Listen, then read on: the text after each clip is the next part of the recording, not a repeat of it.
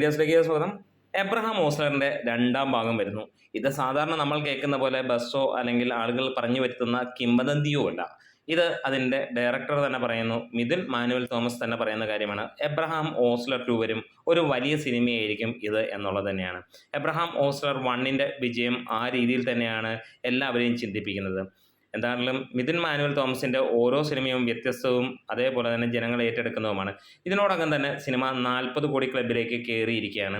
ഒരുപാട് ഡീഗ്രേഡേഴ്സ് ഇത് 30 കോടിയിലേക്ക് ചവിട്ടിത്താത്താൻ നോക്കുന്നുണ്ട്. പ്രത്യേകിച്ച് അവരുടെ ലക്ഷ്യം നേരും അതേപോലെ തന്നെ കണ്ണൂർ സ്ക്വാഡ് പോലെയുള്ള സിനിമകളെ മുന്നിലോട്ട് കയറ്റി വിടുക എന്നുള്ളത് തന്നെയാണ്.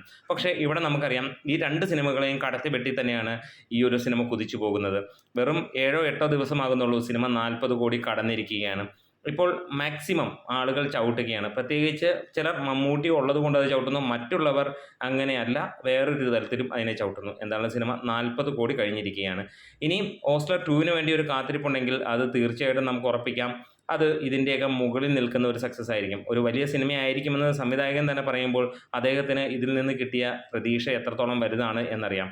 അതായത് മമ്മൂട്ടി എന്ന നടൻ ഇതിനകത്തിൽ ഒറ്റ വരവ് വന്നതുകൊണ്ട് തന്നെ ഒരു സാധാരണ സിനിമയായി പോകേണ്ട, അല്ലെങ്കിൽ മമ്മൂട്ടി സിനിമയോ അല്ലെങ്കിൽ മോഹൻലാൽ സിനിമയോ ആകേണ്ട ഈ ഒരു സിനിമയാണെങ്കിൽ വലിയ ഹിറ്റായേനെ.